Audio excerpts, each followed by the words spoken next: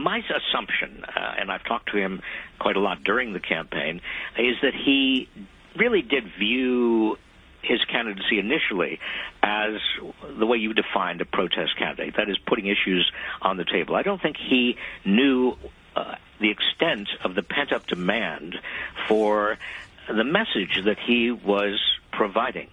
I think the campaign that he waged was not really about him so much as it was about that message.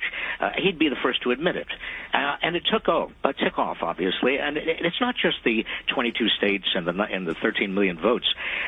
It's also the fact that a majority of young people voted for him. A majority of people under the age of 30 provided more votes for Bernie Sanders than for Hillary Clinton and Donald Trump put together. A huge number. I mean, he had most people under 45 in most states. And that, I think, bodes well for the future. I'm always looking for ways of being optimistic about the future because there's so many signals and there's so many reasons to be less than optimistic. But one optimistic thing is that we have young people, and if you define people under 45 as young, certainly under 30, who really do have a very different vision of what this nation can be. Aren't young voters notorious for not showing up on Election Day?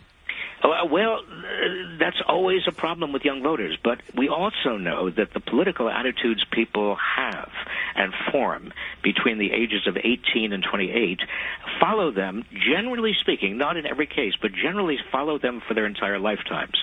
So if you're trying to predict how Americans are going to vote and what the dominant political culture is going to be in America over the next 25 or 30 years, you have a pretty good idea by looking at who those Bernie Sanders voters were.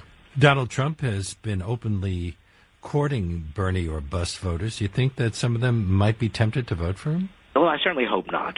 Yes, he's been courting them, but he is a fake populist. I mean, Donald Trump, you just look at his history, his record, what he's actually saying. I mean, there's so much pomp and negativity and megalomania and bigotry and xenophobia. I can't imagine any Bernie Sanders supporter taking him seriously.